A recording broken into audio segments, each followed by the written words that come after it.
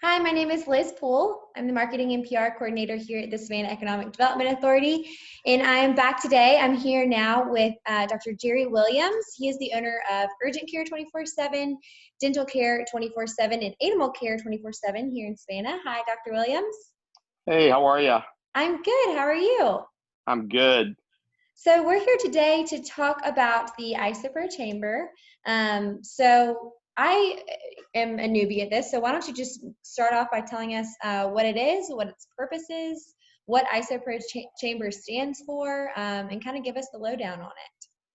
Well, IsoPro Chamber is a new novel device that I invented that came from being in just an untenable situation in the middle of the COVID-19 epidemic where we could not buy the personal protection equipment we needed for our employees at any price. And I was trying to problem solve, and we own a series of urgent care centers and emergency dental care centers in Georgia and Florida. And so this was a huge need. And so I came up with a plan to create a portable negative pressure medical dental procedure isolation chamber that fits over the patient's head and torso and creates a negative pressure environment where the air is actually being filtered out into the room from within the chamber and going through a HEPA filter back out into the room. So in other words, it kind of creates a little miniature negative pressure isolation environment around the patient, kind of like a negative pressure isolation room in a hospital works. Mm-hmm. But the problem with a negative pressure isolation room at any hospital or emergency room is that the nurse or the doctor or the healthcare provider is having to go into a contaminated environment to take care of the patient. Right. Well, with my device, with my IsoPro Chamber, it has access portals where there are sleeved gloves that allow the healthcare providers to reach in and provide or deliver care to the head and neck of the patient, and while staying outside the chamber and being protected from an infectious agent that the patient could have that is being breathed out. And what was most amazing to me when we did the patent search on this was that no one had ever done it. We were blown away, and immediately, and were granted under an expedited process due to COVID-19. We were granted a provisional patent on April 24th for the device, and we have subsequently already filed our utility patent on the device already. Wow. And we're 4.5 weeks into our FDA emergency use application approval process, and we should be done with that in about the next 10 days or so, plus or minus a few days. Typically takes about 6 weeks to get through that process. So we're getting close to that, and then we'll be going to manufacturing immediately thereafter. Wow. And when would you, I didn't realize that y'all were getting so close to manufacturing. When would you estimate that y'all would have these for nurses, doctors, healthcare workers to wear? Well, the nurse or doctor doesn't wear it. It goes on the patient. But there's my confusion. I'm sorry?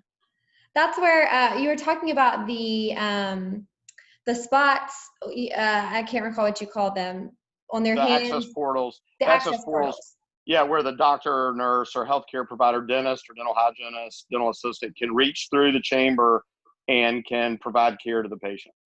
Okay, that makes a lot of sense. I thought you were talking about a portal on the healthcare workers. So visualizing that, I was like, I can't see it, but it makes much more sense for the patient to be wearing it and have those portals for the healthcare worker to access then.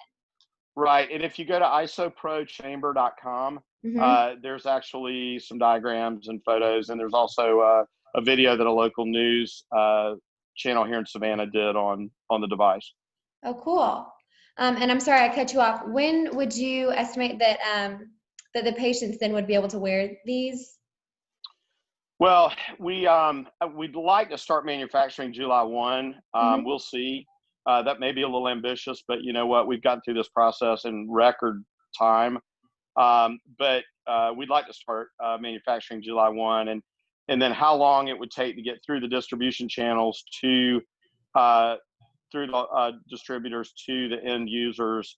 Not clear on that right now. Actually, we're in negotiations with major national distributors on the healthcare and dental sides to get these out as quickly as possible. Cool.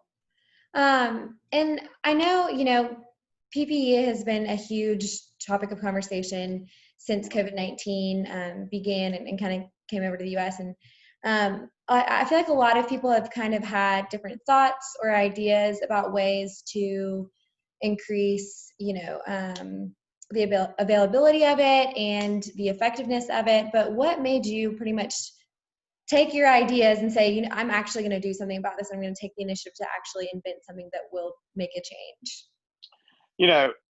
I was stuck between a rock and a hard place. I mean, we couldn't get the PP we needed. We still can't. I mean, it's May 28th and we can't get what we need. So, when you find yourself in an untenable situation, you have to figure out a way out of it. And necessity, again, is the mother of invention. I mean, I just made the decision, I'm not going to just be a victim here. I'm going to figure something out, and hopefully I can come up with something that'll be beneficial. And I think we have. I'm very optimistic about it. It sounds amazing, and you'll be helping a lot of, not just your own companies, but a ton of people will benefit from this. And you're also doing something on the manufacturing side that is incredible. So I saw that you mentioned that you'd like to ramp up production to 10,000 units per month. And you mentioned employing laid off engineers to help you make that happen. Tell me a little bit. Oh. Yeah. I beg your pardon for interrupting. Yeah, we've already hired 3 engineers here locally. Wow. And yeah, they've just been invaluable. And we're working with some smaller manufacturers around Savannah, but that are certainly seeing a void in their flow of incoming work. And so they're looking for opportunities. And so that's very positive. Whether or not we're going to be able to manufacture these locally still remains to be seen, because the manufacturer is going to have to be an FDA approved manufacturer, and acquiring that certification takes time. Right. We have identified FDA approved manufacturers in Georgia, just so far none in Savannah. But we've got 2 that are working on that process. And again, we've identified other manufacturers in Georgia who are FDA approved. Awesome. That's incredible. I love the fact that you're not only helping the healthcare system, but you're also pretty much giving back to the manufacturing and the engineering and hiring here locally the people that need it the most. That's incredible. Yeah, well, it's, they say what all politics are local, and charity begins at home. And yeah, it's certainly not charity, but because these people are working very hard and they're earning their wages for sure, and then some. But we definitely want to do everything we can for the Savannah community. Sure. And interestingly, since I spoke to you last, we've actually been given additional data. It appears that the domestic need in the U.S. alone is going to be approximately 2 million units, and that does not include Department of Defense government needs, because there's 2.1 million active and reserve duty soldiers in the U.S. military. So we have no idea what DoD's needs are going to be, Department of Defense's needs are going to be for this. But for the domestic use alone for the U.S., they're estimating that the need will be approximately 2 million units. So the 10,000 units a month is not going to be enough. That would be 120,000 units a year, of course. And to fulfill that need and the domestic needs of Canada, which is about 10% of the U.S. market, would take us almost 20 years to fulfill, which is obviously not acceptable. So now we're looking at trying to ramp units up to as much as 50,000 a month or more. Wow. I had a very interesting phone call with Ford Motor Company yesterday that was just great, because Ford and 3M have partnered to do a PAPR, or a blower device that's used for isolation suits.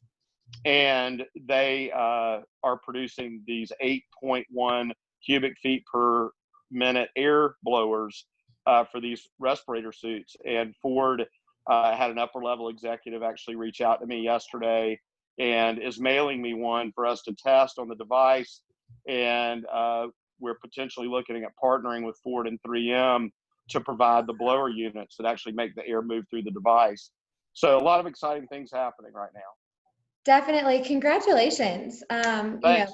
Without your innovation, this wouldn't be in the works, and truly incredible. So thank you. Well, thank you very much. And for those listening, how could people get in touch with you that want to learn more? I know, would you repeat the web address that you mentioned earlier? Yeah, it's www.IsoPro Chamber.com, and all the contact information is on the website. Perfect. Thank you so much, Dr. Williams, for your time today. Thank you for yours and your interest. We're grateful. Thank you.